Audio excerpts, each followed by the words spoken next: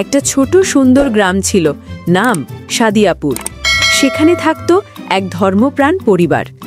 পরিবারের মেয়ে আয়েশা খুবই নম্র, লাজুক আর পরেজগার ছিল।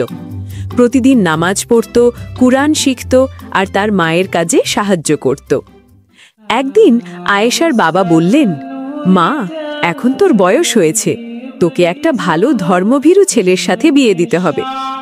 আয়েশা চুপ করে মৃদু হেসে বলল, বাবা, আপনি যেভাবে ঠিক মনে করেন আমি রাজি, শুধু চাই সে যেন নামাজ পড়ে আর আল্লাহকে ভয় করে। তারপর পরিবার সিদ্ধান্ত নিল নিকাহ ইসলামিক নিয়মে হবে।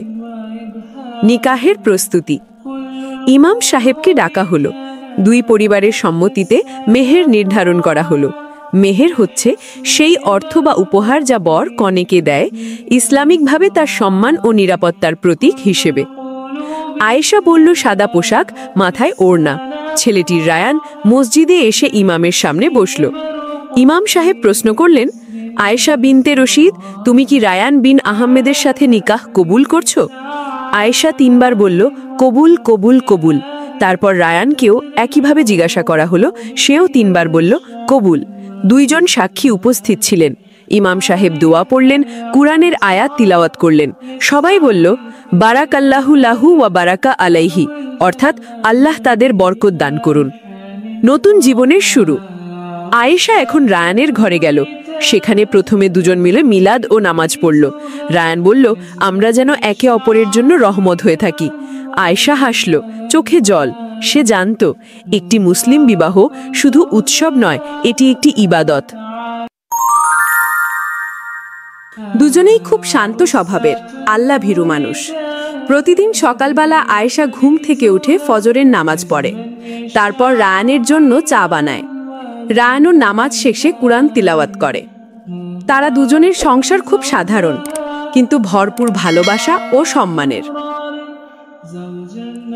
আয়েশা রান্নাঘরে ব্যস্ত, গরম রুটি আর ডাল বানাচ্ছে। রায়ান পাশে এসে বলল, তুমি একটু বিশ্রাম নাও, আমি ভাত দিই। আয়েশা হেসে উত্তর দিল, না রায়ান, তুমি কাজের মানুষ, তোমার সময় কম, আমি ঠিক আছি। দুজনের মধ্যে মিষ্টি বোঝাপড়া, ভালোবাসার ছোঁয়া। রায়ান কাজ থেকে ফিরে এলে আয়েশা দরজায় দাঁড়িয়ে থাকে, হাসি মুখে পানি দেয়, কাপড় নিতে সাহায্য করে। তারপর দুজনে একসাথে বসে নামাজ পড়ে। রায়ান প্রায়ই বলে, আয়েশা, আল্লাহ আমাদের ঘরে বরকত দিন, আমি তোমার মতো ধৈর্যশীলা স্ত্রী পেয়ে খুব সৌভাগ্যবান। আয়েশা চোখ নামিয়ে বলে, আর আমি একজন দায়িত্বশীল স্বামী পেয়েছি, আলহামদুলিল্লাহ। রাতে দুজনে বসে একসাথে খায়। তারপর তারা দুজনে কুরআনের কিছু আয়াত পড়ে বোঝে। রায়ান বুঝিয়ে দেয়, সংসার মানে শুধু খাওয়া পড়া নয়, একে অপরের প্রতি ভালোবাসা, সহানুভূতি ও দায়িত্ব। আয়েশা মনোযোগ দিয়ে শোনে। সুখী সংসার গড়ে ওঠে ভালোবাসা, সহমর্মিতা ও আল্লাহ ভীতির ওপর। স্বামী স্ত্রীর মধ্যে পারস্পরিক সম্মান ও বোঝাপড়া থাকা জরুরি। এই চ্যানেলের কার্টুন ভিডিওগুলো যদি আপনার ভালো লেগে থাকে, তাহলে এখনই চ্যানেলটি সাবস্ক্রাইব করুন এবং বেল আইকনটি চাপুন।